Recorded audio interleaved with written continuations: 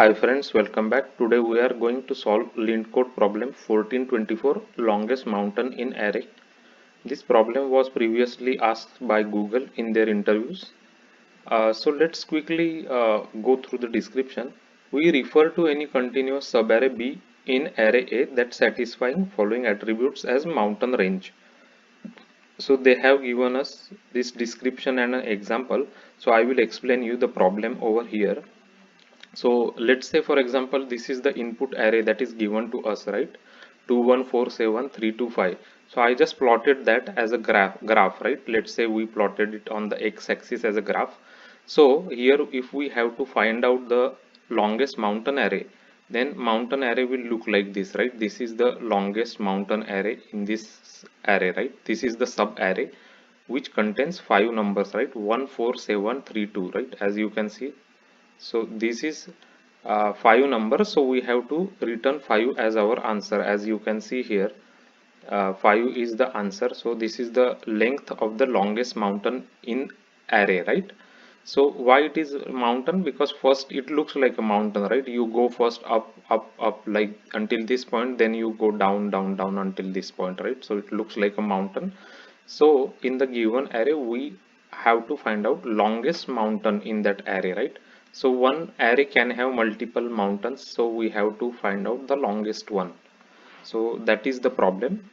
Also, if you look at their description, they are saying that can you solve it using only one pass, which means that you can only go through the array once, which is order of n basically, right?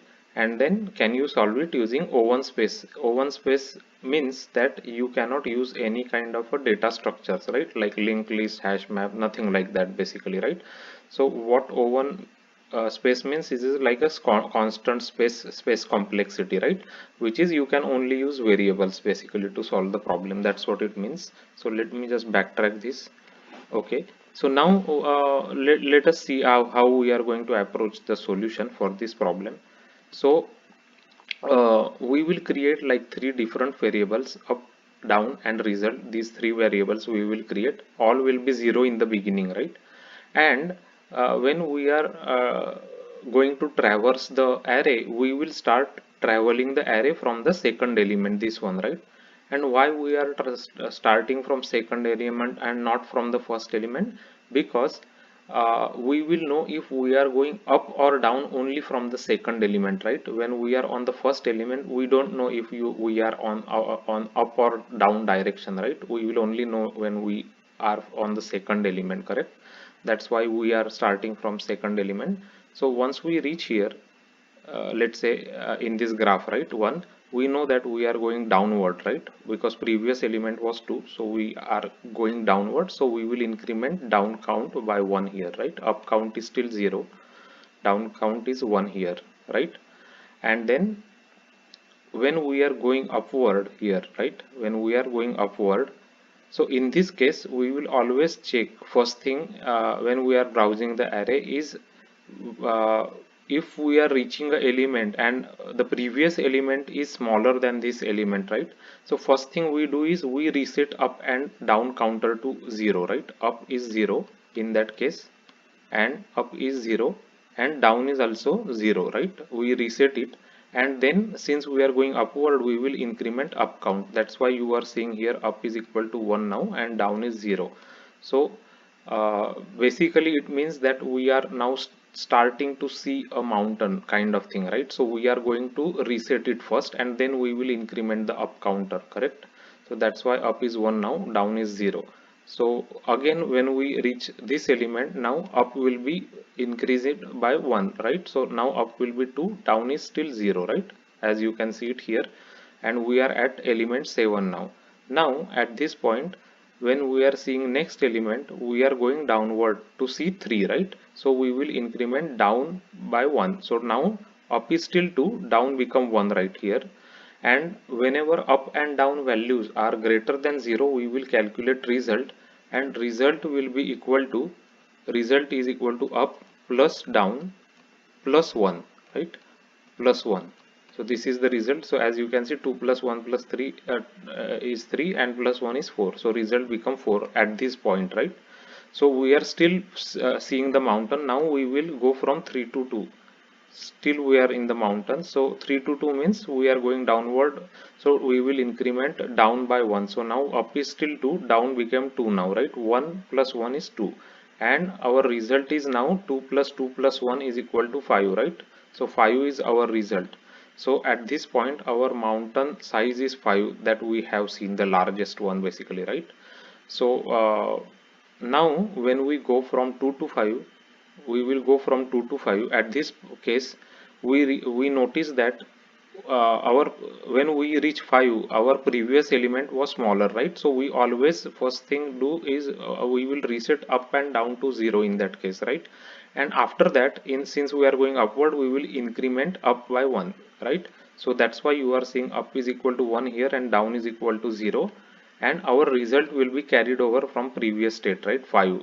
Why 5? Because we will not increment it. We already have seen the maximum result, so there is nothing to update it now. So it is still 5, and 5 is our maximum length of longest mountain that we will return as our result here, right?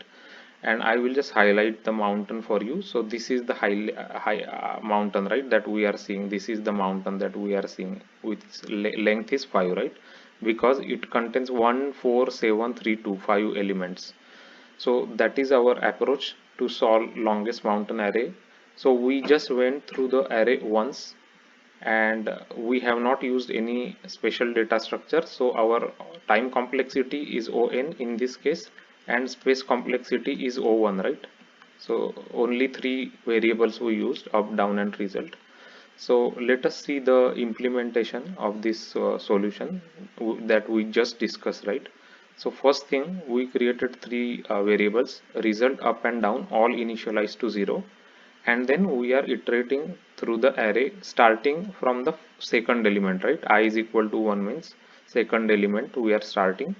And first thing is we want to check if our down is greater than 0 and the previous element that we have seen is smaller than our current element, right? Or previous element is equal to our current element. As you can see here, uh, as you can see in this case, for example, right, in this case when we reach here, the previous element is smaller than this element, and our down is also greater than 0, right, at that time. So we will just reinitialize all up and down to 0. And why we do that? Because we are not, like, we have already passed that mountain, right? So we have to reinitialize those values basically, right? So that's why we reinitialize it. So after that we check if if our current value is bigger than the previous value, means we are going upward, so we will increment our up count. If our current value is smaller than our previous value, then we are going downward, so we will increment our down value, right? At the end, if up is greater than 0 and down is greater than 0, we will check if our up plus down plus 1 is greater than our previous result, right? Then in that case we will have to upgrade our result basically. So we will check, if up is 0 greater than 0 and down is greater than 0, right? For example, in this case, right, up is 2, down is 2, so we will upgrade the result from 4 to 5, right? We will recalculate and upgrade it basically.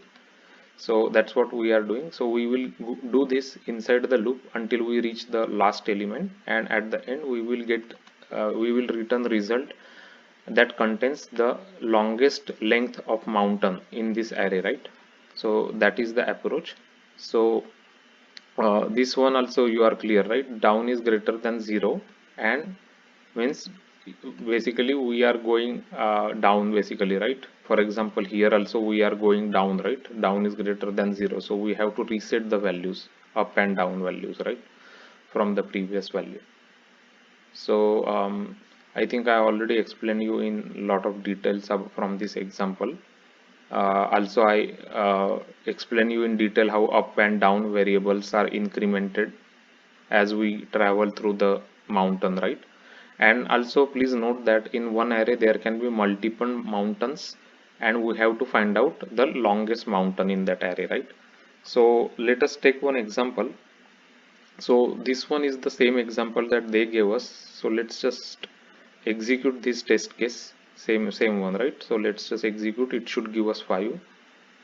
So as you can see, 5 is the answer. So we are getting correct answer. So let me also get you another uh, big array. So this big array we will test on.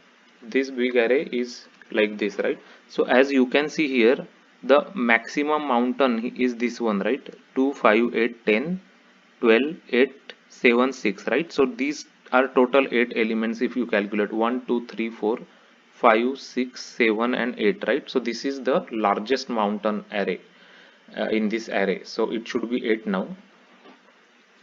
So as you can see, we are getting correct answer 8, right?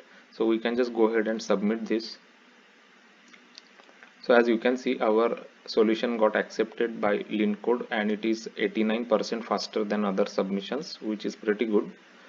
And we also followed their challenge. So we are doing it in one pass and using constant space. So this is the way you can solve longest mountain in array problem that was asked by Google. So make sure you understand this problem, and you can write the code. And whenever you are writing code for any coding interviews or coding tests, make sure that you can handwrite Java code without the help of IDEs, because many times IDEs are not available, right, online or in whiteboard sessions. So make sure you can actually write Java code by hand, right? Also, if you haven't already gone through my LeetCode solutions playlist, please go through it. It has over 100 solved problems asked by many big tech companies like Amazon, Apple, Facebook, Google, Microsoft, and it consists variety of problems including dynamic programming, priority queue related problem, optimization problem, string related interview questions, as well as tree map, tree set, hash set, those related, and array related, binary search related interview questions are also included there. So if you go through it, it will give you like a really good hands on the coding interviews, right? Also, go through the Java interview playlist. It has lots of phone interview questions that were previously asked by big tech companies. They were explained how to answer them, and also the conceptual questions are also explained there. So please go through them. Um, if you find this video helpful and if you like it, please like it and subscribe it. If you subscribe it, that is the way the video can reach to more people. They can also watch this video and they can also get help during their interview preparation. They can use it, so please subscribe it. And thanks for watching the video. If you have any questions, please leave into the comment section. uh, Thank you.